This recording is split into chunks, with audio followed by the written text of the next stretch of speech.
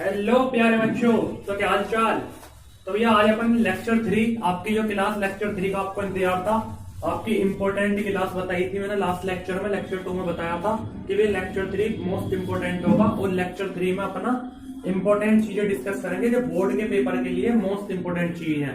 तो भैया आज की क्लास मजेदार है और मोस्टली इंपॉर्टेंट क्लास है, तो इस क्लास को मिस बिल्कुल नहीं करना। अभी देख जरूर ध्यान से, इस क्लास में ध्यान से पढ़ना बिल्कुल, ठीक है भाई। तो भैया लेक्चर 3 अपना बिना समय बर्बाद करे अपन स्टार्ट करेंगे। और भैया मेरे हिसाब से तुमने पीछे वाले दोनों लेक्चर अच्छे तरीके से कवर कर लिए होंगे। किसी ने दोनों लेक्चर नहीं देखे हैं तो भैया डिस्क्रिप्शन में लिंक पड़ा, लेक्चर 1 लेक्चर 2 देख सकते हो जाके। आज की जो क्लास है अपनी रिफ्लेक्शन ऑफ लाइट की मोस्ट इंपोर्टेंट क्लास है, मान लो कि आज की क्लास में जो अपन करेंगे ना वो इंपॉर्टेंट है इतना कि बोर्ड के पेपर में आना ही आना है, तो वो बताता चलूंगा तुम्हें। तो भैया बिना समय बर्बाद करे हुए अपन अपना लेक्चर 3 स्टार्ट करते हैं, ठीक है भाई। तो भैया पेन कॉपी निकाल के बैठ जाए, सब जो मैं बताऊं ऐसा करते रहना। तो भैया सबसे पहला पोर्शन है relation between R and F. Relation between R and F, तो भैया हेडिंग डाल लो एक क्या कि रिलेशन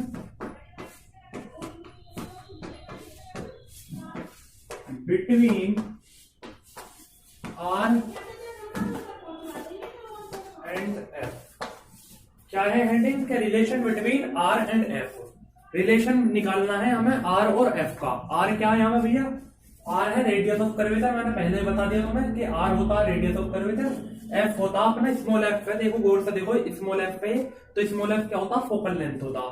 तो रेडियस ऑफ कर्वेचर और फोकल लेंथ के बीच का रिलेशन है एक। ये रेडियस ऑफ कर्वेचर और फोकल लेंथ के बीच का रिलेशन है एक। और भाई गारंटी बता रहा हूँ मोस्ट इंपोर्टेंट रिलेशन है, मोस्ट इंपोर्टेंट। पेपर में बोर्ड के में आता ही आता है, पूछा जाता कि relation between R and F. Relation बताओ आर और एफ का विद यूजिंग कॉनकेव मिरर या कॉन्वेक्स मिरर। दो तरीके से होता है, या तो कॉनकेव मिरर से कर लो या कॉन्वेक्स मिरर से कर लो।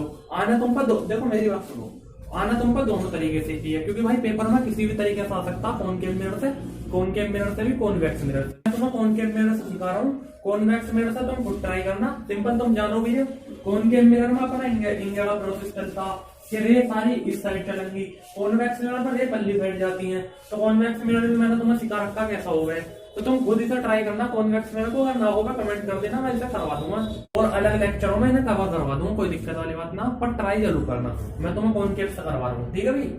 तो ये relation between R and F, radius of curvature और फोकल लेंथ का बीच का रिलेशन देखेंगे। इंपोर्टेंट रिलेशन लिख लो इस पर, इंपोर्टेंट लिख लो जो तुम्हारे याद रहेगा, इंपॉर्टेंट है भाई, ठीक है भाई। क्योंकि अपन इंपॉर्टेंट चीज ज्यादा पढ़ते हैं, वैसी चीज नहीं पढ़ते। क्योंकि जब पेपर आते हैं तो अपन क्या करते हैं भी हम देखेंगे क्या क्या इंपॉर्टेंट है उसे पढ़ लेते हैं। तो इस वजह से इंपॉर्टेंट लिख लो तुम्हारे याद रहे भाई, ठीक है भाई। तो बिना टाइम वेस्ट करोगे स्टार्ट करते हैं। तो ये relation between R and F क्या है देखो, मैंने बताई थी कॉनकेव मिरर से करेंगे अपन, कॉन्वेक्स मिरर से तुम ट्राई करना, अगर ना होगा कमेंट करना, मैं करवा दूंगा, वरना कॉनकेव मिरर से करवा दूंगा, ठीक है भाई। चलो ये अपना भैया कॉनकेव मिरर है, सिंपल। ये अपनी भैया प्रिंसिपल एक्सिस, कोई दिक्कत वाली बात, सब समझा चुका हूं मैं। लेक्चर 1 लेक्चर 2 में सब कवर करवा दिया बड़े तरीके से, किसी ने ना देखा डिस्क्रिप्शन में लिंक है, जाकर देख लो। तो भैया ये अपनी प्रिंसिपल एक्सिस। अब एक बात बताओ मुझे, मैं तुमसे दोनों लेक्चरों में बस एक ही बात बोलता रहा, पिछले लेक्चर में सबसे ज्यादा बोला बड़े बड़े कंसेप्टों को सीखने के लिए छोटे छोटे कंसेप्ट करना जरूरी है। तो उसका मतलब क्या है वहां पे, अब है उसका यूज कि भैया मैंने तुमसे कही जो ले पैरेलल आएगी, फोकस से जाएगी, फोकस से आएगी, पैरेलल जाएगी, सेंटर ऑफ कर्वेचर पाएगी, सेंटर ऑफ कर्वेचर से जाएगी। मैं क्यों बोल रहा हूँ ये बात, क्योंकि अब यूज यहाँ है उसका, समझो। ये जो है एक बात बताओ, इतना तुम समझिए, डायग्राम भूल जाता बच्चा, तो डायग्राम ध्यान समझो। एक बात बताओ, जो रे पैरेलल आती है फोकस से जाती है, तो एक रे पैरेलल आई क्या जाएगी भैया, फोकस से जाएगी। इसमें तो कोई दिक्कत होनी चाहिए मेरे हिसाब से तुम्हें, क्योंकि भैया तुम भी जानते हो कि जो रे पैरेलल आती है फोकस से जाती है। सिंपल सी बात है यार, एरो लगा कर दिखा देना, ठीक है। जो रे पैरेलल से आएगी फोकस से जाएगी, जो रे पैरेलल आई फोकस से जाएगी, कोई दिक्कत वाली बात। तो भैया एक बार बताओ, तुमने भैया मेरा वो पढ़ा रिफ्लेक्शन ऑफ लाइट में, लेक्चर में रिफ्लेक्शन ऑफ लाइट पढ़ाया तुम्हें। तो भैया रिफ्लेक्शन ऑफ लाइट क्या होता है, एक रे आई टकराई, टकरा कर वापस चलेगी, एक रे आई टकराई, टकरा कर वापस चलेगी। तो एक बार बताओ, अगर मैं इसे मिरर को ऐसे ऐसे, ये भी ऐसे है, इसे मैं घुमा दूं इस तरीके से, देखो ऐसे ऐसे घुमा दूं इस तरीके से, तो ये फिनोमिना तो यही वाला हो रहा, ये मैंने थोड़ा इस तरीके से कर रखा है। और इसे अगर मैं लेटा दूं उल्टा कर, थोड़ा इसे नीचे को लेटा दूं उल्टा करके ऐसा करके, तो ये थोड़ा ऐसे ही लगेगा इस तरीके से। सिंपल हो तो इसमें भी रिफ्लेक्शन ही रहा है, अभी रिफ्लेक्शन ही हो रहा है। बात समझ रहे हो? मेरे हिसाब से समझ के होगे। तो ये एक बात बताओ जरा मुझे, अरे आ रहा है समझ में? तो ये यहाँ पर रिफ्लेक्शन हो रहा, अपनी एक रेखाई टकरा के वापस चली गई, हो तो रिफ्लेक्शन ही रहा। तो ये एक बार बताओ यहाँ इसका फिर जब एक बार बताओ रिफ्लेक्शन ब्राइट में क्या होता है, रेखाई टकरा वापस चलेगी, उसका बीच में नॉर्मल भी होता, तुम भी जानते हो, तो नॉर्मल जानते हो अपना। ये नॉर्मल कहां तक हो जाएगा? सेंटर ऑफ कर्वेचर तक होगा भैया। आप जानते हैं फोकस से पीछे क्या होता? सेंटर ऑफ कर्वेचर होता, सेंटर ऑफ कर्वेचर। अपना जिस लाइन को प्रिंसिपल एक्सिस कट करती है उसे मैंने बताया क्या कहते हैं, उसे पोल कहते हैं। पीछे का तो सब कुछ पढ़ना है ना बढ़िया तरीके से। पीछे के लेक्चर भैया जब अगर क्लियर होंगे जब ये समझ में आएगा, तो उन लेक्चरों को अच्छे तरीके से कवर कर ले, अच्छे तरीके से निपटा ले जब इस लेक्चर को देखे। वरना कोई जिन्होंने कर लिया है उनके लिए बढ़िया है, ठीक है भाई। तो ये जिस लाइन पर कट करती है वो पोल होता, यहाँ अपना सेंटर ऑफ कर्वेचर डाला, कोई दिक्कत वाली बात यहाँ तक। इनके नाम लगा लो कुछ, ये होगा बी पॉइंट, ठीक है, ये होगा ए पॉइंट, बस होगा अपना बी पॉइंट, ये होगा अपना ए पॉइंट। इनके कुछ नाम रख लिए मैंने, ठीक है भाई। तो अभी ऐसा कराया तो एक बार बताओ पहले, आने वाला है ये आने वाली रे जाने वाली रे, रिफ्लेक्शन ऑफ लाइट में क्या होता है? आने वाली रे जाने वाली रे। आने वाला एंगल क्या होता? एंगल आई होता भैया। जाने वाला एंगल क्या होता? जाने वाला एंगल आर होता। कोई दिक्कत है? आने वाला एंगल आई, जाने वाला angle R. Reflection of light ध्यान नहीं है क्या? आने वाला एंगल ऑफ आई, जाने वाला एंगल ऑफ आर। पढ़ा चुका हूँ मैं यार, कोई दिक्कत है? हाँ होगा, ठीक है भाई। तो इस चीज समझे। इसके बाद इसकी डेरिवेशन का काम करते हैं। अभी तो एक बात बताओ, इसमें दो ट्राइंगल देखो जो जो मैं बता रहा हूँ, एक तो ये वाला ये, और एक ये वाला। एक देखो एंगल बीएसी और एक सीएएफ। एंगल बीएसी और एंगल सीएएफ, इन पर निगाह मारो कि एंगल बीएसी और एंगल सीएएफ। देखो भैया, angle BAC is equal to angle CAF. क्या ऐसा है या नहीं? क्यों है? एंगल बी ए सी और एंगल सी ए एफ, दो ट्राइंगल देखो इसमें, एंगल बी ए सी और एंगल सी ए एफ। ये एक बार बताओ। हाँ भाई, तो ये एक बार बताओ, ऐसे ये दोनों इक्वल है नहीं? क्यों? Angle B A C equal to angle C F. क्यों? एंगल बी ए सी और एंगल सी ए एफ, इन दोनों ट्राइंगल को पहले खुद सोचो क्यों। क्योंकि भैया एंगल बी ए सी देखो, एंगल बीएसी क्या? एंगल आई, और एंगल सीएफ क्या भैया? इनके बीच वाला एंगल ही देखते हैं। मैथमेटिक्स पढ़ी है तुमने?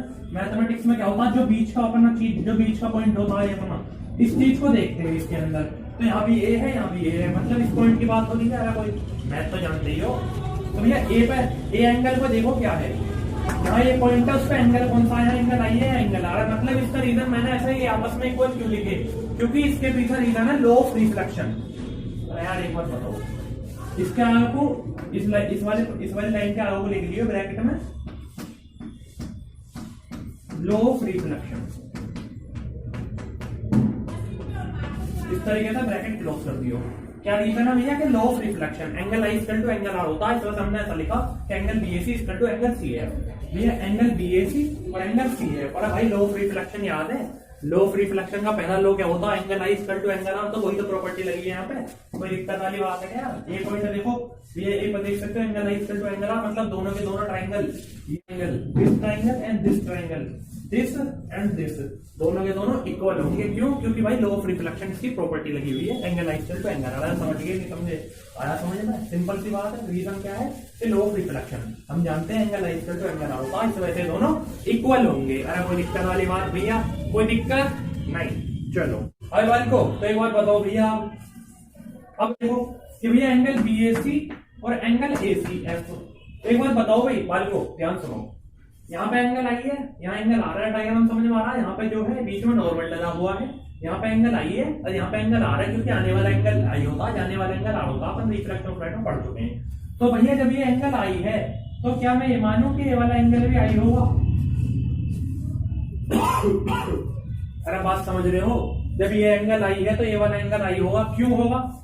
क्योंकि अपन जानते हैं, अपन मैथमेटिक्स की प्रॉपर्टी जानते हैं, alternate interior angle. Alternate interior angle क्या होता कि ये वाला एंगल इसके इक्वल होता। अरे कोई दिक्कत वाली बात कि ये एंगल आई है तो ये वाला एंगल आई होगा, ये वाला एंगल 30 डिग्री है तो ये वाला एंगल 30 डिग्री होगा। ऐसा अल्टरनेट इंटीरियर एंगल प्रॉपर्टी होती है, जानते हो भैया मैथमेटिक्स वाले स्टूडेंट हो। तो भैया दूसरा अपना एंगल, दूसरा ट्रायंगल कौन से देखे हमने कि भैया एंगल बीएसी और ACF equal to angle ACF।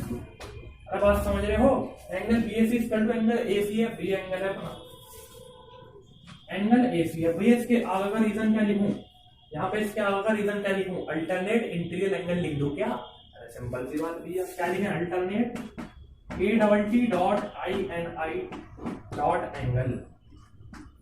Alternate interior angle, short में लिख दिया थोड़ा, ATT.INI angle, alternate interior angle. Property समझे भैया, अल्टरनेट इंटीरियर एंगल की वजह से दोनों इक्वल होंगे। कोई दिक्कत वाली बात है क्या, सिंपल सी बात भैया।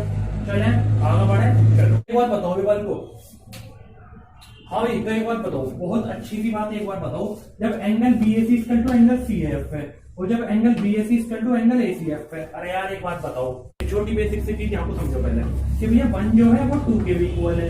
कोई दिक्कत वाली बात, 1 जो है, एक छोटी बात समझो कि भैया 1 2 के भी इक्वल है, 1 3 के भी इक्वल है।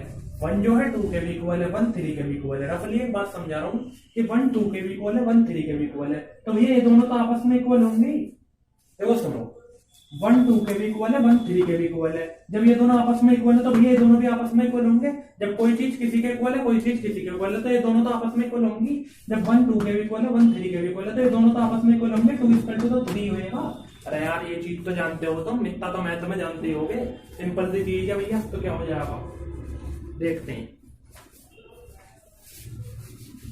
चौथा भी देखो, angle BAC equal to angle CAF है, angle BAC equal to angle ACF। एक बात समझो, angle BAC equal to angle CAF है, angle BAC equal to angle ACF है। तो भैया angle BAC angle BAC equal to angle ACF है, angle BAC equal to angle ACF है। जब ये दोनों आपस में इक्वल है, दोनों सेम है, तो ये दोनों भी आपस में इक्वल होंगे। अरे सिंपल सी बात है यार, जब दो चीज इक्वल है तो ये दोनों भी आपस में इक्वल होंगे, क्योंकि इनके आगे ये, इनके आगे ये दोनों आपस में इक्वल है, तो ये दोनों भी आपस में इक्वल होंगे। दिक्कत वाली बात क्या लिख दूं, angle CAF equal to angle ACF।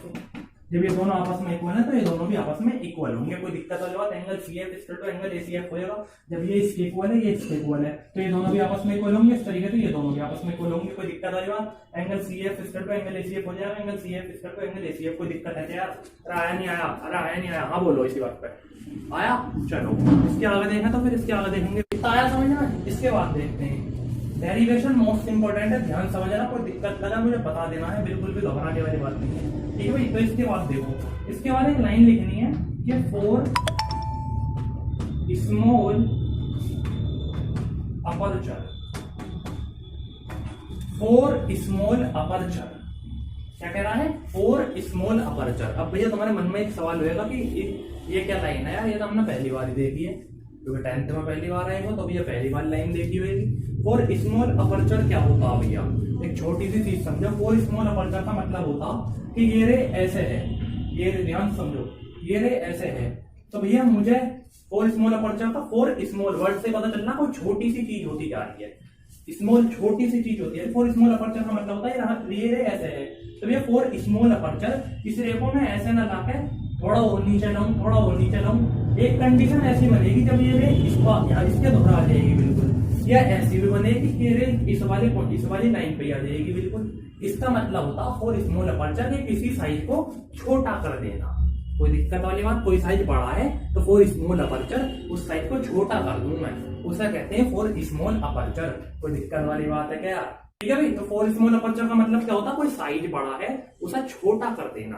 तो ये 4 स्मॉल अपर्चर, मैंने ऐसा बोला कि 4 स्मॉल अपर्चर, हमने इस वाली रे को थोड़ा 4 स्मॉल अपर्चर छोटा करा। तो इसके एक बार बताओ, ये घटते घटते घटते इसके ऊपर को भी आई हुई है यहाँ पे। तो एक बार बताओ, जो ये रे 4 स्मॉल अपर्चर मैंने तो छोटा करा, तो ये रे यहाँ से यहाँ भी आई हुई है, इस जगह बिल्कुल ऐसे ऐसा आई हुई थी। समझ रहे हो बात को, एक ये यहाँ पे ऐसा आई हुई वाली, जब ये रे यहाँ पे ऐसा आई हुएगी तो ये साइज बिल्कुल नीचे आ गया, ए आ गया नीचे यहाँ पे। और जब AF इक्वल टू PF, ऐसी कोई कंडीशन बनी हुएगी क्या, बताओ भाई ये वाली बात। अरे जो मैं बता रहा हूँ वो समझ रहे हो, एक बार और समझो इसी बात पे। फॉर स्मॉल अपर्चर का मतलब मैंने बताया साइज को छोटा कर देना होता। तो इस वाली लाइन को मैं फॉर स्मॉल अपर्चर नीचे घटाया, मैंने थोड़ा घटाया, तो ये यहाँ आया, यहाँ आया, यहाँ आया। ऐसी कंडीशन ऐसी बनी हुई कि ये बिल्कुल इसके दोहरा आगा होगा, इस लाइन के पैरेलल आगा होगा। ये लाइन यहाँ आ गई होगी ऐसे, तो ये ए भैया पी के ऊपर यहाँ पर आगा होगा। तो दोनों का साइज देखो, यहाँ से यहाँ, यहाँ से यहाँ, यहाँ ए आगा होगा, तो A F equal to P F. ये दोनों आसपास हैं, तो क्या ऐसी कंडीशन बननी है कि यहाँ पे ए होगा, A F equal to P F, A F equal to P F. कोई दिक्कत है क्या? A F equal to P F, अरे बिल्कुल बनना होगा। छोटी बात समझ रहे हो तो क्या लिखते हैं कि A F equal to P F. अरे आई सब बात समझ में आई मेरी? बात समझे नहीं समझे? इसे जब साइज को घटा लेंगे तो ये यहाँ जाएगा, तो ए एफ और पी एफ की जो दूरी है बिल्कुल आसपास लगेगी, सेम लगेगी। इस कंडीशन को कहेंगे A F equal to P F. कोई दिक्कत वाली बात? आया नहीं आया? इतनी बात समझ में आई? इतनी आई समझ में? हाँ तो बात को समझ में आया मैंने क्या करा इसमें? A F equal to P F हो जाएगा, क्योंकि भैया फॉर स्मॉल अपर्चर डिस्टेंस छोटी हो जाएगी, सेम लगेगी, बराबर सी लगेगी, तो A F equal to P F वाली कंडीशन बन जाएगी। यार कोई दिक्कत है? तुमने देखा होगा कई बार टीचर खुद ही कुछ ऐसा करता चलता, कई बार टीचर कि बच्चा ये कहता है यार ये तो खुद ही करे जा रहे हैं, हमारे समझ में ना आ रहा। मतलब कैसे तुमने देखा होगा कई बार टीचर क्या करे, खुद ही 2 से डिवाइड कर दे, खुद ही ए से डिवाइड कर दे। तुम क्या हो यार, खुद ही टीचर अपने आप डिवाइड कर रहा है। ये तो टीचर, ये तो कोई चीज हो तो ऐसी जो हम समझे में खुद ही कैसे कर दोगे तुम। तो कई बार टीचर को डेरिवेशन प्रूफ करने के लिए खुद ही कुछ चीजें करनी पड़ती। तो पर इसमें तो कुछ ऐसा है ना खुद वाला, ये तो सिंपल सी चीज अपन हम समझते चल रहे हैं, सेम दूरी है, बराबर की दूरी लगेगी, तो A F equal to P F हो जाएगा। कोई दिक्कत वाली बात? तो भैया A F equal to P F condition बनेगी। अरे आया इतना समझ में? तो एक बार बताओ, अब अपन A F equal to P F वाली कंडीशन बन गई फॉर स्मॉल अपर्चर लगाने के बाद, सेम टू सेम। थोड़ा यार मेरी राइटिंग भी खराब सी होगी, डायग्राम भी अच्छे से नहीं बन पाया, थोड़ा टेढ़ी मेढ़ी लाइन सी बन गई। तो मैं बता रहा हूँ तुम्हें, सबसे पहले तुम्हें डायग्राम बनाना है। इस साइड को राइट साइड में, लेफ्ट साइड में तुम्हें ये लिखना है angle BS equal to angle CF. इसके आगे ब्रैकेट में इसका रीजन दे देना किस वजह से होता है, लॉ ऑफ रिफ्लेक्शन की वजह से। Angle BS equal to angle ACF second line में लिखना, उसके आगे ब्रैकेट में उसका रीजन दे देना अल्टरनेट इंटीग्रल एंगल। उसके बाद angle CF equal to angle ACF, फिर फॉर स्मॉल अपर्चर, उसके बाद एएफ इक्वल टू पीएफ वगैरह, ये सारी कहानी चलेगी। कोई दिक्कत वाली बात? थोड़ा यार समझाने के चक्कर में ध्यान न दिया राइटिंग वगैरह पे, तो इसे कर लियो, ठीक है? कोई दिक्कत हो कमेंट करके बता दियो, ठीक है भाई? तो एक बार बताओ, F equal to P F हमारे कंडीशन पता चली फॉर स्मॉल अपर्चर लगाने के बाद, छोटी दूरी करने के बाद। तो भैया अपन ने पी एफ वाली लाइन पकड़ लिया, पी एफ वाली लाइन का ही सारा काम चलेगा। क्या है कि भैया एक बार बताओ, जब F equal to P F, ये बात समझ में आई फॉर स्मॉल अपर्चर से हमने सीखा।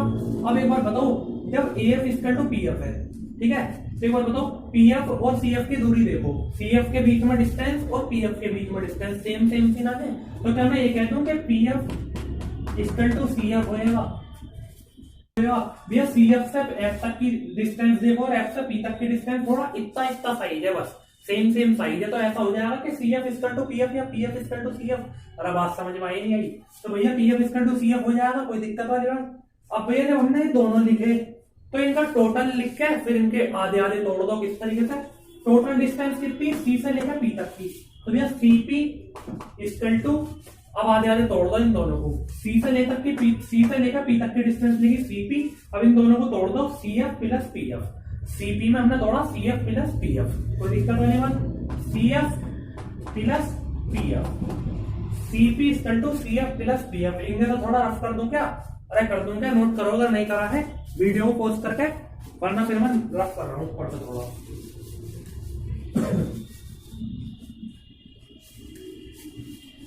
ठीक है भैया को, तो भैया क्या CP equal to C F plus P F होगा। भैया सीपी एक डिस्टेंस है, वो पहले हमने टोटल लिखी सीपी, उसकी फिर आधी तोड़ दी C F plus P F. कोई दिक्कत वाली बात? CP equal to C F plus P F, ये पी एफ है अपना, ठीक है भाई? तो एक बात बताओ भाई, CP equal to C F plus P F. अब भैया सीपी इक्वल टू, ऊपर देखो क्या लिख रखा है मैंने, P F equal to C F, मतलब पी एफ सी एफ के बराबर है। ये जो है पी एफ, ये सी एफ के बराबर है।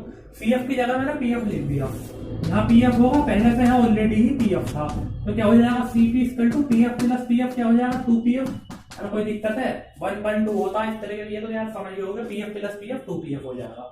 अब एक बार बताओ सिंपल सी बात, सीपी ध्यान समझियो, सीपी मैंने तुम्हें रेडियस ऑफ कर्वेचर की डेफिनेशन लिखवाई कि it is the distance between centre of curvature and pole. Centre of curvature से पोल से यार इतनी डिटेल में कोई पढ़ाता होगा, जितनी डिटेल में मैं अंदर तक घुस जाऊं ना, मुझे लगता ना कोई पढ़ाता होगा, क्योंकि मैं सोचता हूँ बच्चे के समझ में आना ही आना चाहिए। तो मैं पूरी कोशिश करता हूँ तुम्हारे समझ में आ गए, तो यार तुम भी समझने की कोशिश करो, वैसा आ रहा होगा बढ़िया। तो मैं बहुत अंदर तक पहुंच जाता हूँ, मुझे खुद नहीं पता चलता मैं कब मैं कहाँ तक पहुंचूंगा। तो तुम समझो, मुझे ऐसा लगता है बच्चे के समझ में आ रहा है, मैं जितनी कोशिश कर रहा हूँ और तुम समझ रहे हो तो बढ़िया है, ठीक है भाई। तो भैया सीपी सी से लेकर पी तक की डिस्टेंस होती है अपने रेडियस ऑफ कर्वेचर में। रेडियस ऑफ कर्वेचर की डेफिनेशन बताई कि it is the distance between centre of curvature and pole. तो ये सेंटर ऑफ कर्वेचर, ये अपना सेंटर ऑफ कर्वेचर, ये पोल, इसके बीच की दूरी होती है रेडियस ऑफ कर्वेचर। तो सीपी को क्या कहेंगे, रेडियस ऑफ कर्वेचर। कोई दिक्कत वाली बात यहाँ यूज हो रहे हैं उनके, जो मैंने लेक्चर 2 में कवर करवाई ना डेफिनेशन रेडियस ऑफ कर्वेचर, पोल वोल जो भी पढ़ा है। अब यहाँ पे छोटे छोटे बड़े बड़े कंसेप्टों को सीखने के लिए छोटी छोटी डेफिनेशनों का, छोटे छोटे कंसेप्टों का यूज कराया था। वो मैं इस वजह से बोल रहा क्योंकि यहाँ का यूज है उनका, ये बड़े बड़े कंसेप्ट है। कोई दिक्कत आ रही है, सब चीज सामने आ जाएंगे तुम्हारे जो भी बोला मैंने। तो ये सीपी अपनी दूरी सेंटर ऑफ कर्वेचर पोल से, सेंटर ऑफ कर्वेचर से पोल तक की दूरी रेडियस ऑफ कर्वेचर होती। तो r बराबर 2 और भैया pf, p से लेकर f। फोकल लेंथ की डेफिनेशन क्या होती है, it is the distance between focus and pole. Focal length होता फोकस और पोल के बीच की दूरी, तो pf क्या हो जाएगा, फोकल लेंथ। कोई दिक्कत वाली बात, फोकल लेंथ की डेफिनेशन देखो, p से लेकर f तक, पोल से लेकर फोकस तक के बीच की दूरी होती है फोकल लेंथ। फोकल लेंथ की डेफिनेशन यही है। तो r बराबर 2 है। ये है भी अपनी derivation, relation between r and f। r और f का रिलेशन है ये, जो प्रूफ होगा था r बराबर 2f। मोस्ट इंपोर्टेंट है रिलेशन, जो पेपर में आता ही आता है, मोस्ट इंपोर्टेंट। इस पर न्यूमेरिकल भी आते हैं। तो ये हमने करा किस कौन से मिरर है, ये बात याद रखो। यहाँ को लिख लो इसके आगे ब्रैकेट में कॉनकेव, जो तुम्हारे याद रहेगा। ये अपन कॉनकेव मिरर से करा, आपने देख सकते हो तुम कॉनकेव मिरर, बल्कि टाइप को कॉनकेव मिरर है। एक कॉन्वेक्स मिरर से हो तो और होता, तो कॉन्वेक्स मिरर वाला तुम एक बार कॉन्वेक्स मिरर लेकर रे वे पास करके डेरिवेशन ऐसी रहेगी, बस थोड़ा डायग्राम चेंज हो जाता, वरना सब कुछ सेम रहता। बट उसका डायग्राम तुम अपने हिसाब से बना के देखियो, बस रे उसमें अलग चलेंगे क्योंकि कॉन्वेक्स मिरर है भैया, ठीक है ना भाई। तो उसे तुम करके देखियो, अगर ना होगा मुझे कमेंट करके बता दियो, वरना मैं करवा दूंगा, ठीक है भाई। तो कॉनकेव मिरर हमने कर लिया है। अब एक बात और समझ लो, जैसा तुमने सर्कल में पढ़ा होगा, सर्कल पढ़ा होगा मैथमेटिक्स में, सर्कल में क्या होता है, डायमीटर बड़ी होती है, रेडियस उसकी आधी होती है। इस तरीके से यहाँ है न्यूमेरिकल में पोर्शन में मोस्ट इंपोर्टेंट फॉर्मूला है, न्यूमेरिकल ज्यादा पूछता। तो ये ऐसी यहाँ है कि रेडियस ऑफ कर्वेचर डायमीटर है, फोकल लेंथ अपनी उसकी आधी वाली रेडियस है। क्या होता कि मैं रेडियस ऑफ कर्वेचर अगर 20 है तो फोकल लेंथ उसकी आधी होगी, कितनी होगी, 10। ये रूल है, रूल नहीं तुम्हारे आगे प्रूफ कर दूंगा। यहाँ को वैसे ही तुम्हें बस डेरिवेशन में इतना ही करना है यहाँ तक का। इसके बाद में रफली थोड़े न्यूमेरिकल से बता देता हूँ कि मान लो अगर रेडियस ऑफ कर्वेचर 20 दी है, 20 इक्वल टू 2, फोकल लेंथ कितनी होगी उसकी, तो 20/2 इक्वल टू f, तो 2 धाम 20।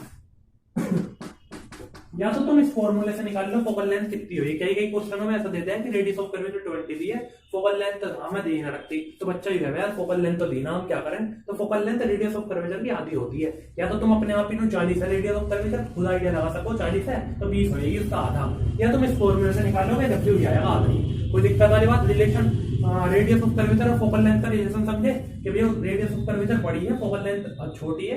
रेडियस ऑफ कर्वेचर अगर 20 है तो फोकल लेंथ 10 होगी। कोई दिक्कत वाली बात समझ रहे हो, ये मोस्ट इंपोर्टेंट है फॉर्मूला के लिए, अपने न्यूमेरिकल के लिए मोस्ट इंपोर्टेंट चीज है वाली, जो ये बच्चों को पता नहीं रहती बहुतों को, ठीक है भाई। तो ये रिलेशन समझे, ये रफली चीज थी, ध्यान रखनी है पर कि रेडियस ऑफ कर्वेचर की फोकल लेंथ आधी होती है इसकी वजह से, ठीक है भाई।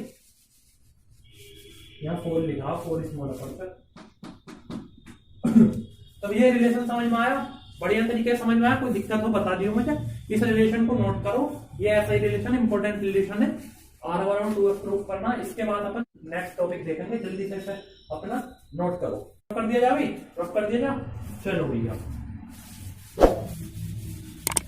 इसके आगे लिख लिया कॉन्वेक्स मिरर से करवाया है मैंने, कॉन्वेक्स मिरर का डायग्राम तुम बनाते देखियो, हो जाएगा मुझे पक्का विश्वास है।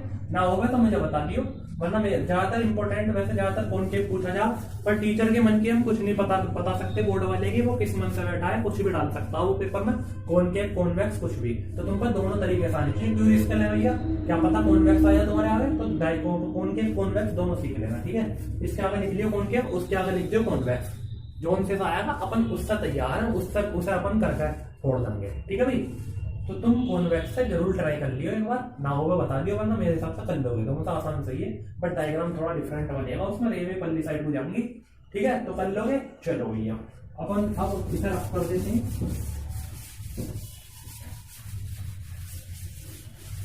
मजा आया नहीं आया? इंपॉर्टेंट है जो भी आज की क्लास है, मैंने पहले कहा था इंपॉर्टेंट क्लास है और इंपॉर्टेंट ही चीजें चल रही है भैया। इसके बाद डिस्कस करेंगे अपन mirror formula, derivation of mirror formula.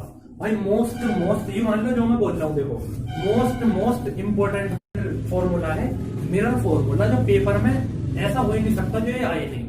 अभी तक के हिसाब से ज्यादातर आया है, मेरे टाइम पर भी आया था और कई बार आता ही आता है मिरर फॉर्मूला। और लॉन्ग क्वेश्चन है, 4-5 नंबर से नीचे भी ना पकड़ता है क्योंकि बड़ा पोर्शन है और 4-5 नंबर वाला पोर्शन है। तो भाई मिरर फॉर्मूला, अब तुम एक बार बताओ 4-5 नंबर में कोई तुमसे आसान चीज तो देखो ना, हार्ड सी चीज रहेगी, पर ऐसे हार्ड मैं बता रहा हूँ बहुत आसान चीज है, आराम से समझ जाओगे। सिंपल ये मिरर फॉर्मूला अपन डिस्कस करेंगे बढ़िया तरीके से। मिरर फॉर्मूला बहुत अच्छे से समझ में आएगा, इस बात का विश्वास ले रहा हूँ। बस एक एक चीज ध्यान से समझनी है तुम्हें, ठीक है भाई?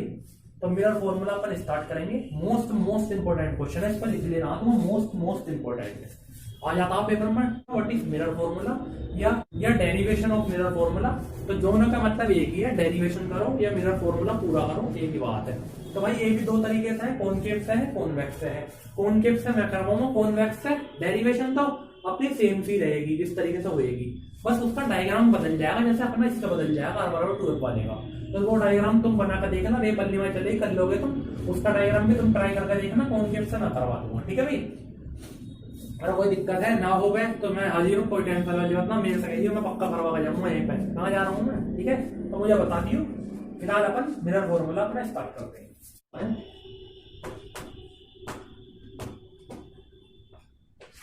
मिरर फॉर्मूला, जैसा नाम ऐसा ही फॉर्मूला, मिरर फॉर्मूला, ठीक है भाई? इसके आगे लिख लो, यहाँ पर वो छोटे थे मोस्ट इंपॉर्टेंट लिख लो, मोस्ट इंपॉर्टेंट। पेपर में ऐसा हो ही नहीं सकता जो आए नहीं, पक्का आता भाई। तो भैया मिरर फॉर्मूला मोस्ट इंपॉर्टेंट है, तो भैया मिरर फॉर्मूले पर लिख लो यहाँ को मोस्ट इंपॉर्टेंट, याद रहेगा तुम्हारे। ऐसा अपन स्टार्ट करते हैं बढ़िया तरीके से, ठीक है भाई? वाले को चलो, हाँ भाई। तो देखो मिरर फॉर्मूला क्या है, कॉनकेव मिरर से करवाऊंगा, ठीक है? ये भी दो ही तरीके से है, अपन बता दी मैंने तुम्हें। मिरर फॉर्मूला देखो भाई,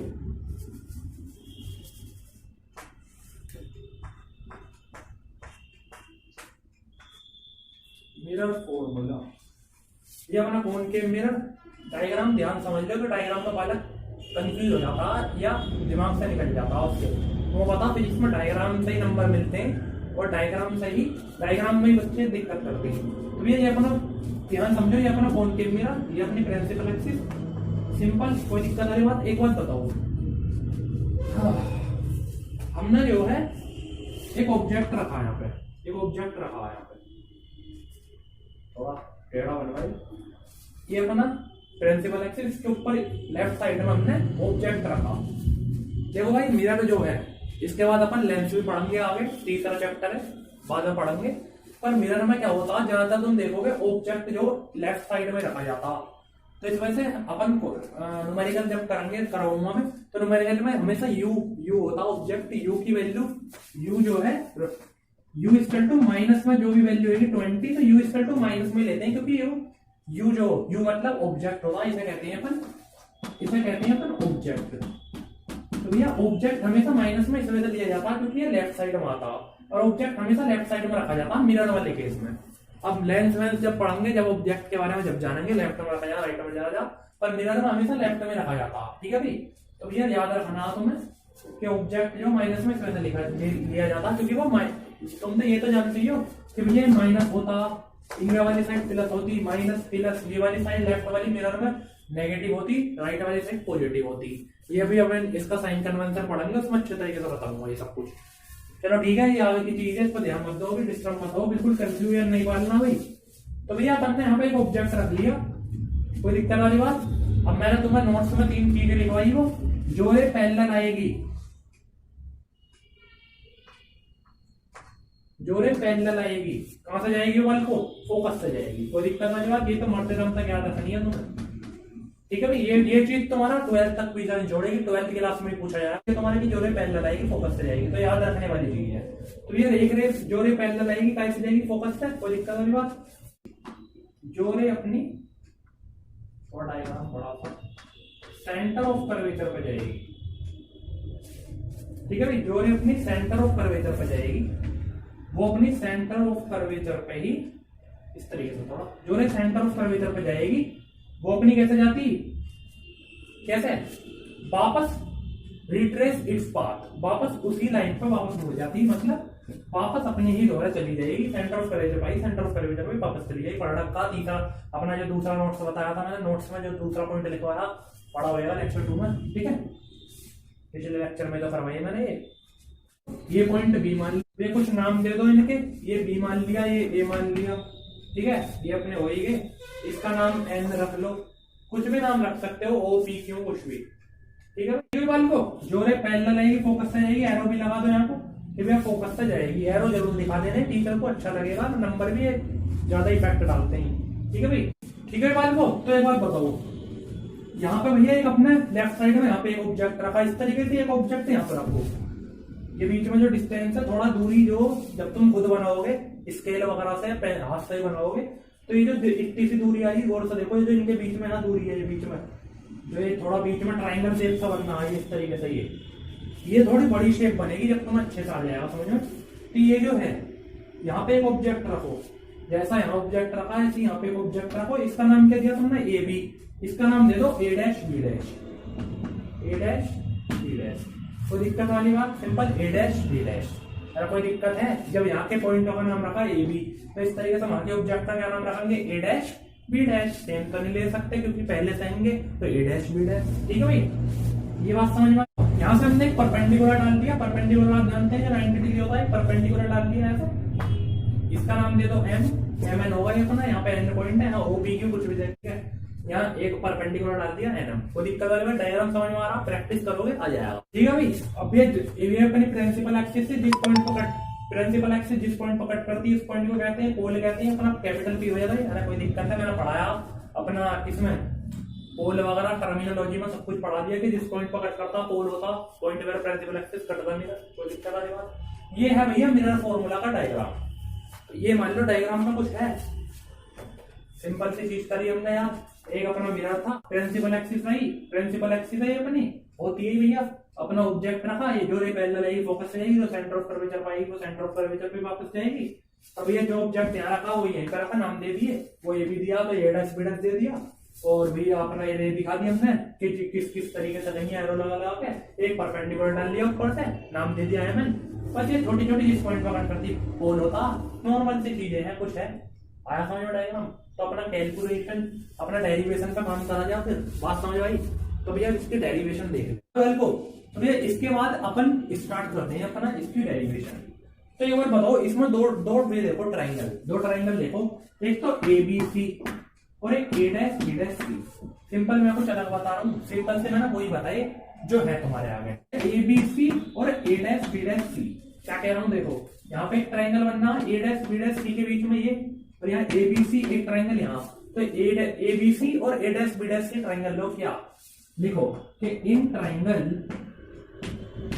ए बी सी एंड, ये अपना एंड होता, and triangle A dash B dash C. कोई दिक्कत वाली बात यहाँ तक?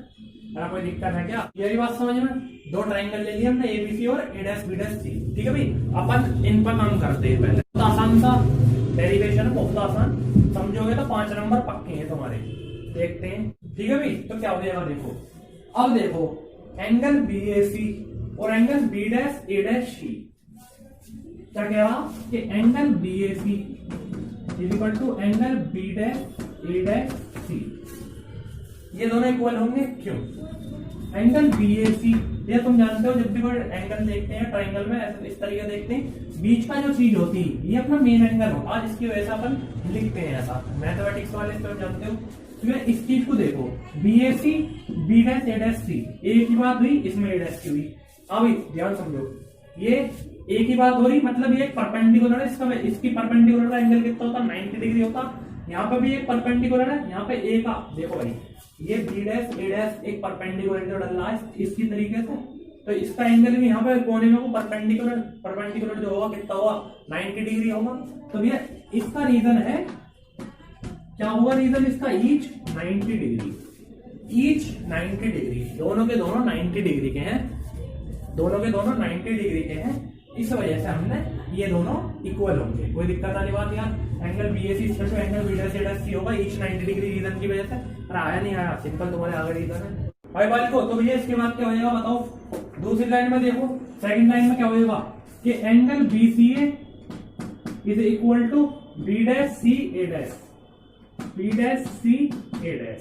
अरे कोई दिक्कत है? BCA is equal to angle B dash C A dash. क्या है कि भैया ये वाला एंगल, ये वाला ट्रायंगल को कह रहा हूं कि BCA और B dash C A dash. तो भैया C पॉइंट देखो, C पॉइंट मतलब इस वाले पॉइंट की बात हुई तो क्या है कि ये वाला एंगल इसके इक्वल होगा, ये जो अंदर वाला और बाहर वाला। क्यों?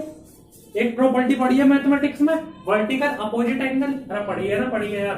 तो वो प्रॉपर्टी लगाओ इसमें, बिल्कुल हो रहा है। वर्टिकल अपोजिट एंगल से ये वाली साइड के इक्वल होती। अरे यार पढ़ रखी है ना बस। तो एंगल BCA इक्वल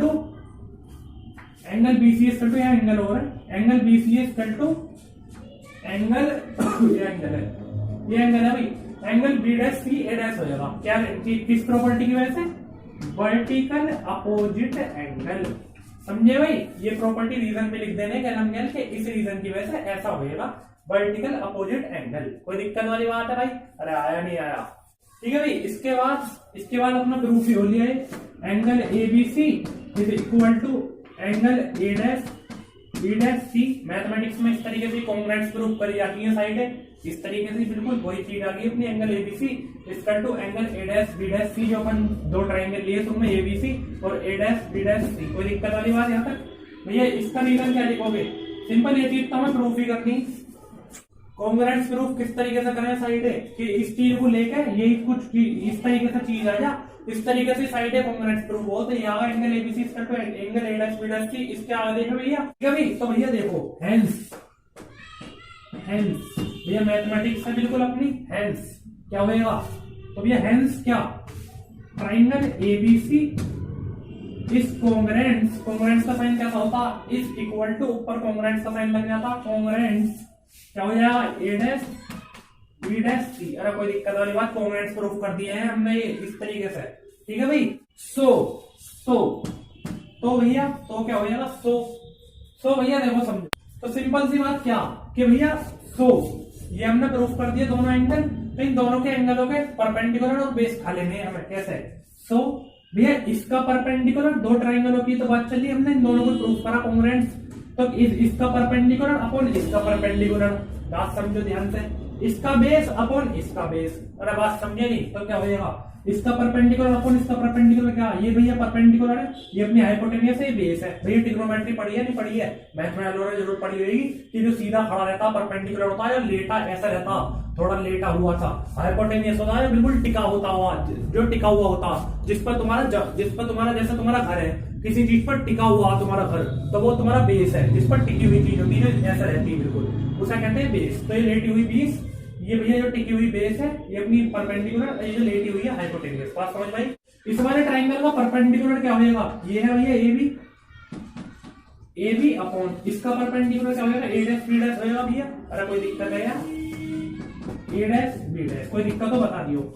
इसका बेस AC, भैया इसका बेस AC, इसका बेस क्या होगा? हमने ट्रायंगल कौन से लिए हैं? ABC और A dash B dash C। तो इस इनके वाली साइड चल रही है, तो इसका बेस क्या होगा? इसका बेस समझो, इसमें बहुत बच्चा गलत करता। इसका बेस होगा A डैश C, लेटा हुआ ये जो है, ये अपना भैया A डैश C जो इसका बेस होगा। अरे भाई सिंपल यही हो जाएगा भैया। बात समझे? तो क्या हो जाएगा? A dash C। कोई दिक्कत वाली बात? अरे सिंपल सी बात है। इसे मान लो इक्वेशन नंबर 1। कोई दिक्कत वाली बात यहाँ तक? इक्वेशन नंबर 1 मान लिया हमने, आगे बढ़ाए क्या? ठीक है बात को, सिंपल सी ये बात हुई। हमने पहली इक्वेशन मान ली, इसके बाद क्या करेंगे? अभी तक यार सिंपल सा मिरर फॉर्मूला, ज्यादा कुछ है नहीं। हम पहले इस ट्रायंगल बोलेंगे, इस ट्रायंगल बोलेंगे। अब ये कॉन्ग्रुएंस प्रूफ करने के बाद उसका परपेंडिकुलर, उसका बेस अपॉन उसका बेस, कॉन्ग्रुएंस के बाद यही होता। अब इसी तरीके से अभी तक हमने दो ट्रायंगल करे। अब इनके वाली साइड पर आ जाओ, यू ट्रायंगल और ये ट्रायंगल ले लो, ये दिस ट्रायंगल और दिस ट्रायंगल ले लो, फिर इनके कॉन्ग्रुएंस करो, फिर आ गई कहानी। तो भैया इस तरीके से सेम उनके वाले में करने। बात समझ रहे हो? तो मैं लिखूं क्या कि भैया इन ट्रायंगल कौन कौन से? MNF एंड MNF, और कौन से? A dash B dash F। अभी तक हमने लिया A dash B dash C, अब लेंगे A dash B dash F। अरे बात समझ रहे हो? कौन सा आएगा? A dash B dash F।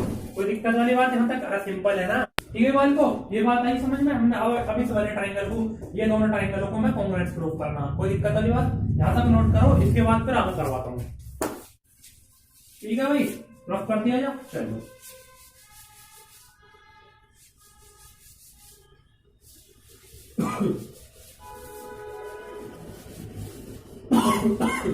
खांसी सी आ रही है अभी। तो ये ट्राइंगल हम कॉन्ग्रुएंस प्रूफ करने तो ले लेते हैं। तो भैया in triangle MNF and ADS BDS है, ठीक है भाई। ठीक है, देखते हैं भैया इनमें क्या होना, तो ले लो। यहाँ पे भैया ए था, यहाँ पे बी था, यहाँ पे ए था, ये रखा हुआ है, यहाँ पे बी था, यहाँ पे ए था, ठीक है भाई। तो लेते हैं एंगल, इसमें क्या आया भैया, सिंपल जैसे उसके रीजन लिखे इस तरीके से इसमें ढूंढो। बिल्कुल सबसे पहले क्या लिखा उसमें, ईच 90 डिग्री वाला केस, तो इसमें भी वही करो। क्या हो जाएगा, NMF is equal to angle क्या भाई, अरे बोलो क्या हो जाएगा, angle F A dash B dash. कोई दिक्कत वाली बात, अरे इसे इस आगे पीछे कर दो, समझिए करना बस रीजन, ये बीच वाले पॉइंट होने चाहिए मेन जिन पर काम चल रहा है। Angle NMF equal to angle F A dash B dash, मतलब एम ए कौन सी है, एनएमएफ एनएमएफ और F A dash B dash, F A dash B dash. तो भैया एम और ए डैश लिखो, एम अपना परपेंडिकुलर का 90 डिग्री और इसका ए डैश यहाँ पे पल्ली साइड को 90 डिग्री। तो इसका रीजन क्या हो जाएगा, ईच 90 डिग्री, दोनों के दोनों अपने 90 डिग्री हैं, दोनों 90 डिग्री के हैं। कोई दिक्कत वाली बात। इसके आगे अपन वर्टिकल अपोजिट एंगल वाला रीजन, एक बार तुमने पहला वाला एंगल कॉन्ग्रुएंस प्रूफ कर दिया ना, वे दोनों जो ट्रायंगल कॉन्ग्रुएंस प्रूफ करे पहले इस तरीके से ही, वो कर दिया, उसके बाद तो करते चले जाओगे। तो सेम ये भी उसके तरीके होंगे।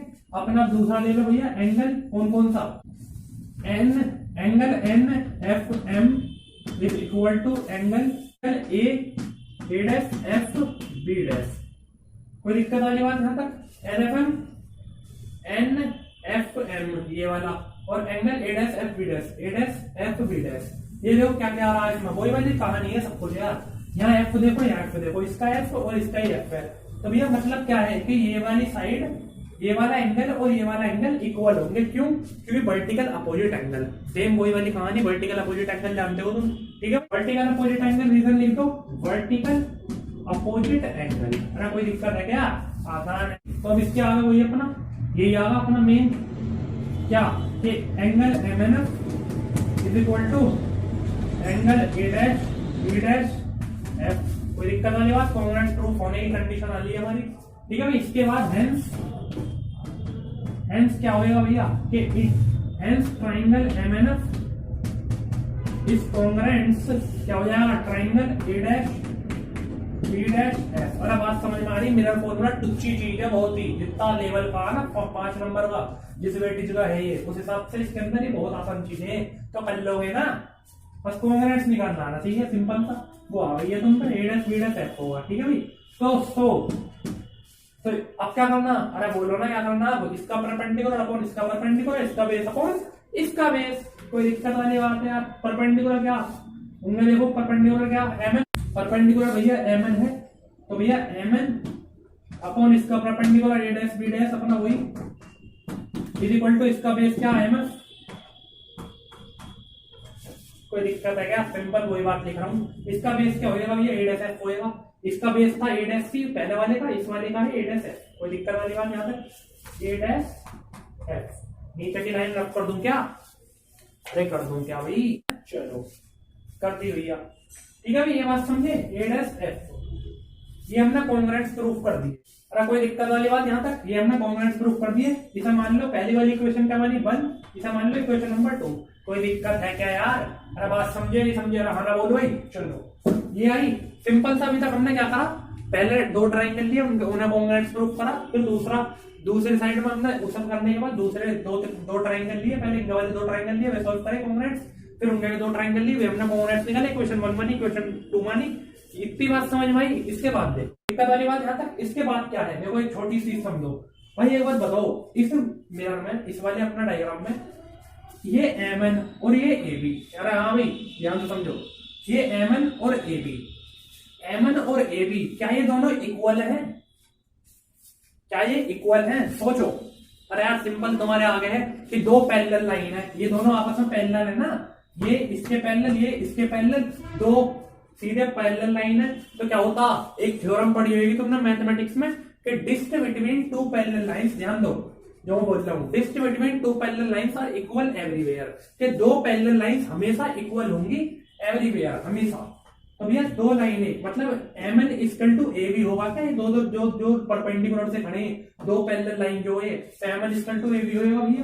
तो एज बिल्कुल as M N equal to A B, as M N equal to A B के बिल्कुल M N equal to A, तो भैया as M N equal to A B, reason के dist between two parallel lines are equal everywhere, के dist between two parallel यहां को लिख रहा हूं, parallel lines are equal everywhere. इसके आगे ये रीजन जरूर लिख देना, ब्रैकेट बंद कर देना आप कि बेटा distance between two parallel lines are equal everywhere, दो पैरेलल लाइन हमेशा इक्वल होंगी, ये थ्योरम है मैथमेटिक्स में 9th या 10th क्लास में, कोई सी क्लास में है ये, ठीक है, मेरा ऐसा कुछ याद ना, ठीक है भाई। तो इस वजह से दो पैरेलल लाइन है, वैसे भी तुम जानो दो पैरेलल लाइन है तो वो दोनों इक्वल होती हैं, थ्योरम भी ना देखा तो वैसे भी इक्वल होती है पैरेलल लाइन, ठीक है भाई। तो M N equal to A B होगा इस कंडीशन में, कोई दिक्कत वाली बात यहाँ तक?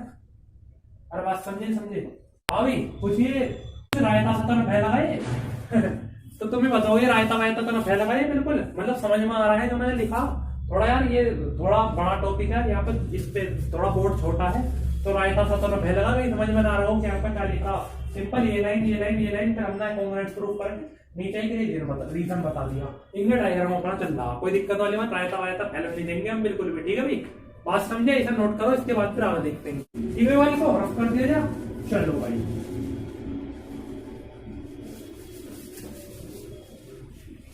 वाले को। तो भैया इसके बाद क्या करो, तुमने बताया कि एम एन बराबर ए बी होता, distance between two parallel lines are equal everywhere, कि एम एन बराबर ए बी होता पैरेलल लाइंस की वजह से।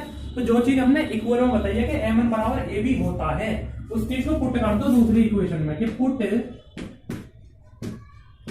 एम एन बराबर ए बी इन इक्वेशन 2, ये अपना इक्वेशन है, ई क्यों उसके ऊपर है इक्वेशन शॉर्ट में लिख रहे हैं, बता दूं। तो भैया पुट कर दो एम एन को ए बी में इन इक्वेशन 2। दूसरी इक्वेशन क्या, देखो अपना पीछे तुमने नोट करा है क्या है, मैं भी देख लेता हूं कि भैया एम एन बराबर ए बी कहां पे है भैया, दूसरी इक्वेशन देखो, ये दूसरी इक्वेशन है, दूसरी इक्वेशन देखो, दूसरी इक्वेशन लिख रखी होगी तुमने, जब मैंने दूसरी इक्वेशन मानी है कि M N upon A dash B dash is equal to M F upon A dash F, यही है भैया बिल्कुल। चलो तो इसमें क्या करें अपन, यहां हमने लिखा कि पुट कर दो एम एन को ए बी की जगह इन इक्वेशन 2। दूसरी इक्वेशन में एम एन का लिख रहा बिल्कुल शुरू में लिख रहा, तो उसकी जगह ए बी धर दो। तो भैया जहां पे एम एन है मैंने दूसरी इक्वेशन में ए बी धर दिया, अपॉन में सेम दूसरी इक्वेशन वाला ही क्या है, A dash B dash is equal to A dash B dash is equal to M F upon A dash F. कोई दिक्कत वाली बात यहाँ तक? सिंपल भैया, मैंने क्या करा, यहाँ पे एम एन था, दूसरी इक्वेशन देखोगे तो वहां पे तुमने देखा होगा यहाँ एम एन लिख रहा, मैंने एम एन की जगह जो हमने देखा, हमने ना एम एन की जगह ए भी कर दिया, इक्वेशन 2 में पुट कर दी ये चीज हमने, ठीक है भाई। इसे मान लो इक्वेशन नंबर 3 जो ये आई है हमारी, केवल जो निकलता जाए इक्वेशन मानते जाओ, यही एक सत्य है, ठीक है भाई। तीसरी इक्वेशन मान ली। अब comparing equation first and third, compare कर दो पहली और तीसरी वाली इक्वेशन को, कंपेयरिंग 1 एंड 3। कोई दिक्कत वाली बात यहां तक? पहली तीसरी इक्वेशन अपन कंपेयर कर देते हैं भैया, ठीक है भाई। तो भैया एक बात बताओ, पहली इक्वेशन क्या है और तीसरी तुम्हारे आगे लिख रही। पहली इक्वेशन पीछे देखो, नोट करवाइए, मैं भी देख लेता हूँ क्या है भैया पहली इक्वेशन। तो ये पहली इक्वेशन थी A B upon A dash B dash equal to A C upon A dash C, और तीसरी है A B upon A dash B dash equal to M upon A dash F. तो एक बार बताओ भाई, फर्स्ट इक्वेशन मैं यहाँ को रफली लिख देता हूँ। पहली इक्वेशन ये है A B upon A dash B dash, तुम्हें भी पता, तुमने देख लो उसमें, equal to A C upon A dash C, A C upon A dash, ये अपनी फर्स्ट इक्वेशन है।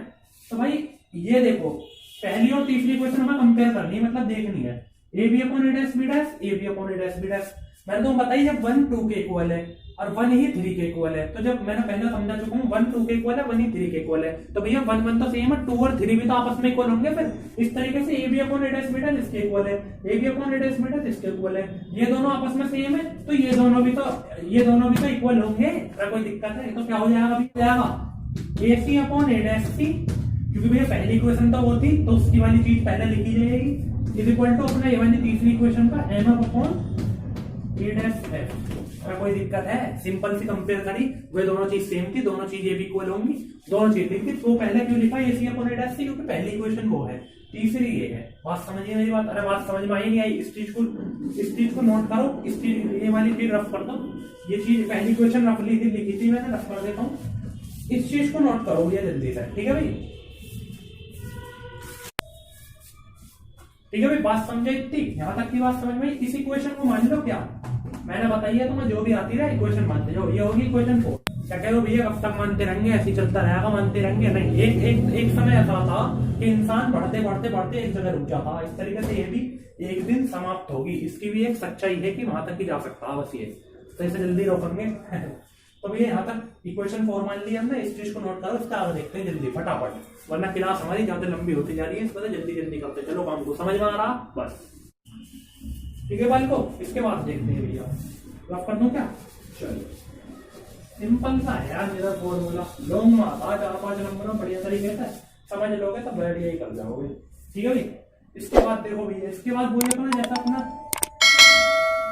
इसके बाद भी वही है अपना जैसा हमने उसमें करा था, relation between R and F, R बराबर 2 एफ वाले रिलेशन में करा था। क्या करा था हमने सवाल को, हमने उसमें करा था कि भैया 4 स्मॉल अपर्चर, यहाँ भी वही लिख दो, इन दोनों केसों में सेम सी चीज है, बट ये इंपॉर्टेंट दोनों सेम नहीं है, वो 2-3 नंबर का इंपॉर्टेंट है, 4-5 नंबर का इंपॉर्टेंट है। 4 स्मॉल अपर्चर, यहाँ थोड़ा स्पेस कम है वरना 4 स्मॉल अपर्चर, थोड़ा नीचे लिख रहा हूँ, 4 small aperture, APERTURE, 4 small aperture.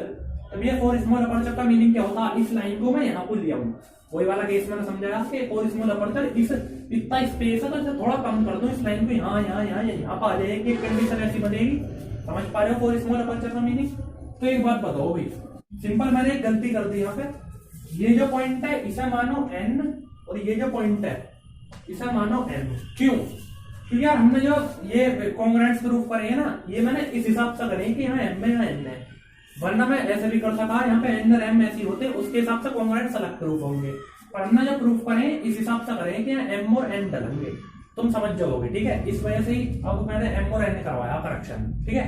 तो तुम्हें शुरू में ही जब स्टार्टिंग करो यहाँ पे m ले लियो n ले लियो, क्योंकि अभी तक मैं तुम्हें सच्चाई बताऊं, अभी तक इनका यूज बहुत कम हुआ, बट ट्रायंगल तुम जैसे लिया मैंने m n f, तो जब भी ऐसे भी ऐसे लेंगे m n f, कोई मिस्टेक लगा बता दिया, वरना शुरू में ही तुम्हें ऐसे लिखने m n f, ठीक है। अरे बात कोई दिक्कत आएगा तो m n कर लियो, है ना। चलो तो भैया 4 स्मॉल अपर्चर, 4 स्मॉल अपर्चर क्या होता है, ये डिस्टेंस अभी इतनी बड़ी है, इसे मैं थोड़ा और छोटा लाऊं, यहाँ आएगा, यहाँ आएगा, एक कंडीशन ऐसी बनेगी यहाँ जाएगा, एक कंडीशन ऐसी बनेगी जो इस पर भी आ जाएगा लाइन पे, तो यहाँ आएगा।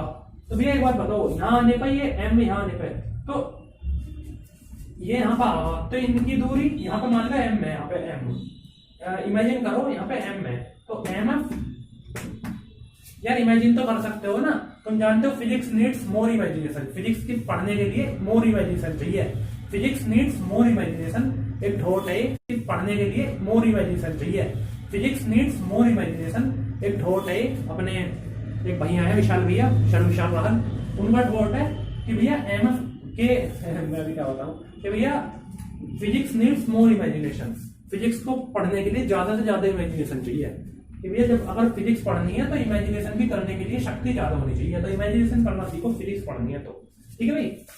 तो भैया हमने यहाँ एक कंडीशन ऐसी बनेगी 4 स्मॉल अपर्चर से छोटा होके m यहाँ पर आ जाएगा, समझो इमेजिन करो यहाँ m है, तो mf इक्वल टू pf, दोनों के डिस्टेंस सेम सी है, mf इक्वल टू pf, तो एक कंडीशन ऐसी होगी कि भैया mf इक्वल टू pf हो जाएगा। अरे कोई दिक्कत है क्या, 4 स्मॉल अपर्चर से mf इक्वल टू m नीचे आ जाएगा, mf इक्वल टू pf हो जाएगा, कोई दिक्कत वाली बात यहाँ तक, कोई दिक्कत है क्या? हाँ भाई आया समझ में। अब जब ये आया, ये चीज अपने इक्वल कर दी, तो इस चीज को पुट कर दो कि put mf is equal to pf in equation 4।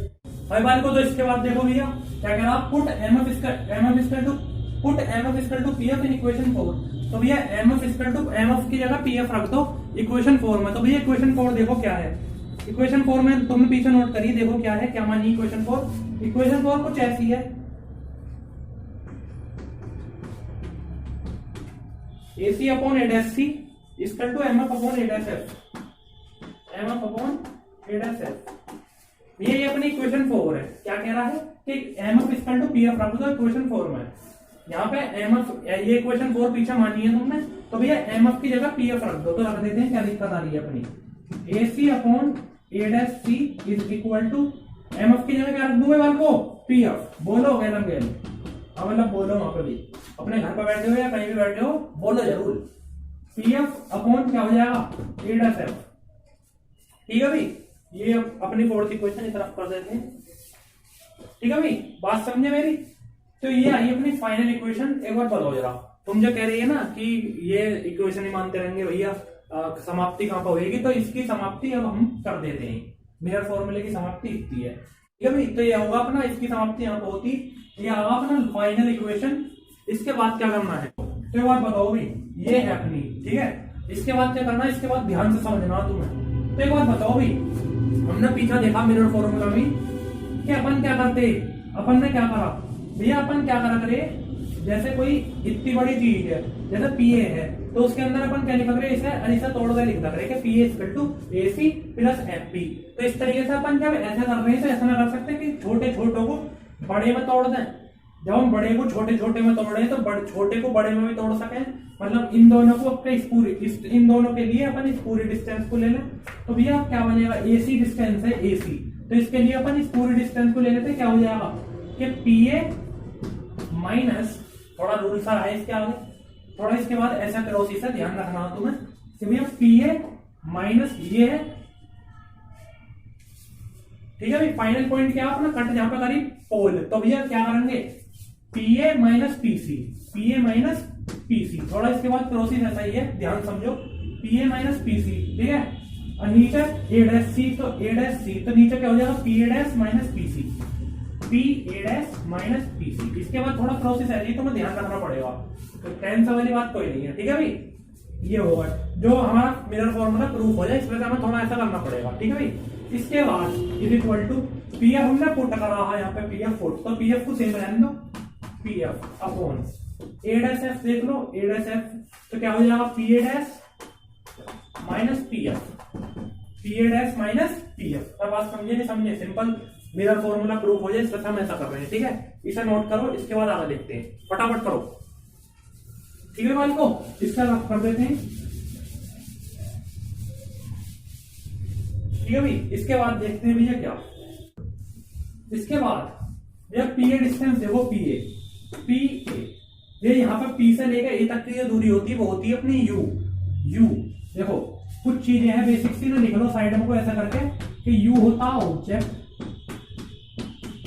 We होता इमेज,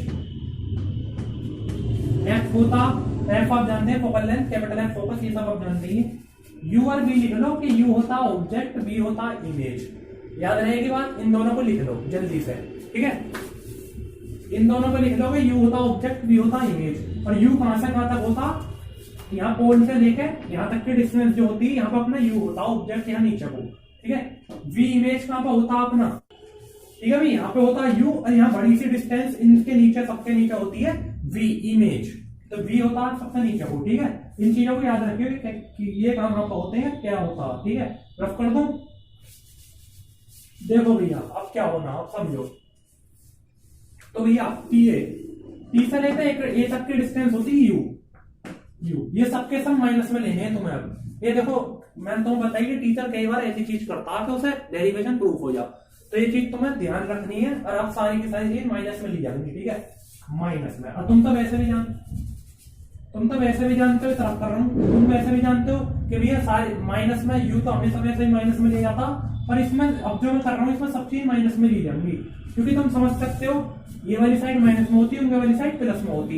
बाकी साइन कन्वेंशन में डिस्कस करेंगे अपन आगे। तो माइनस यू माइनस, ये माइनस यू, पी से लेकर तक की distance minus you minus PC, P से लेकर सी तक की डिस्टेंस तुम्हें बता रखी है ना फोकल लेंथ होती, तो फोकल लेंथ भी हम माइनस में लेंगे, सब कुछ माइनस में लेना अब, ठीक है, अपॉन, ठीक है भाई। वो इसके बाद क्या हो जाएगा देखो P8, ये इस साइड जो इमेज होती है अपनी, इस साइड इमेज होती है बी, तो वे बी माइनस में लेंगे, ये माइनस अपना नीचे वाला बी पर अपनी यहाँ पे इमेज होती है तो इस वजह से माइनस बी, ठीक है भाई। इसके बाद अपना यहाँ पे पी से लेकर सी तक की डिस्टेंस,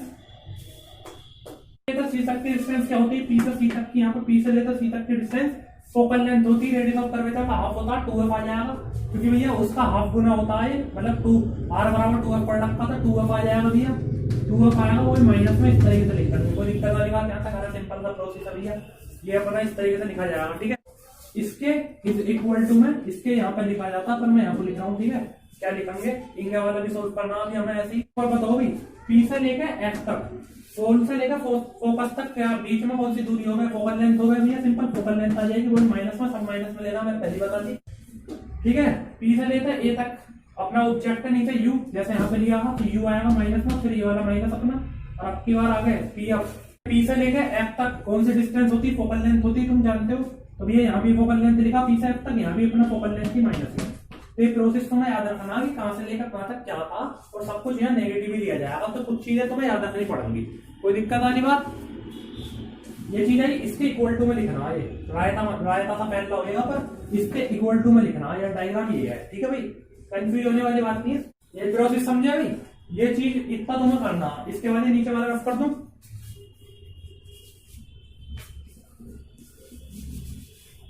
ठीक है भाई को देखो, इसके बाद क्या होगा, जब तुम इनकी ये कुछ इस तरीके से होंगे, ये दोनों इसके आगे फिर ये दोनों, तो इनकी क्या होगी, ऐसी कंडीशन में मैथमेटिक्स क्या करते हो तुम, मैथ फिजिक्स हर जगह यही होता, क्रॉस मल्टीप्लाई होती कि इसकी इसमें और इसकी इसमें, या ऊपर नीचे मल्टीप्लाई होती, क्रॉस मल्टीप्लाई होती, तो क्रॉस मल्टीप्लाई होगी तो इसे सोल्व करियो, क्रॉस मल्टीप्लाई करके इसे सोल्व करियो, तो इसका सोल्व हो पाएगा ये ub equal to uf plus bf, इसकी क्रॉस मल्टीप्लाई करियो, इसे सोल्व करियो, तो करा दो, पर टाइम ज्यादा वेस्ट होएगा, इससे बढ़िया तुम इसे खुद ही कर लियो, सोल्व कर लियो, क्रॉस मल्टीप्लाई करो, काट पीटने के बाद क्या आएगा भाई, ub equal to uf plus bf, solve कर लिया, और कोई दिक्कत हो मुझे बता दियो, और इसकी क्रॉस मल्टीप्लाई करके जब सोल्व करोगे तो सोल्व होकर आ जाएगा ub equal to uf plus bf, कोई दिक्कत वाली बात, आगे बढ़े क्या, तो ये आएगी कंडीशन। इसके बाद डिवाइड कर दो इसे,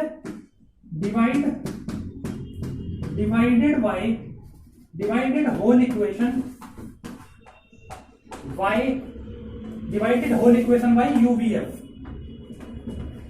यूबीएफ से पूरी इक्वेशन को डिवाइड कर दो, तो इसके बाद रफ कर दूं क्या, चलो थोड़ा लेक्चर ज्यादा लंबा होगा हमारा, कोई नहीं देखते हैं, डिवाइड होल इक्वेशन बाय यूबीएफ, तो भैया क्या हो जाएगा, नीचे सबसे यूबीएफ से डिवाइड कर दो, तो UB upon UBF equal to UF upon UBF BF upon UBF, ठीक है, काट दो जो कट रहा है, यूबी से यूबी गया, यूएफ से यूएफ गया, बीएफ से बीएफ गया, तो 1 अपॉन एफ को क्या बचा, यहाँ 1 बचे होंगे ऊपर, 1 upon F equal to 1 upon B plus 1 upon you.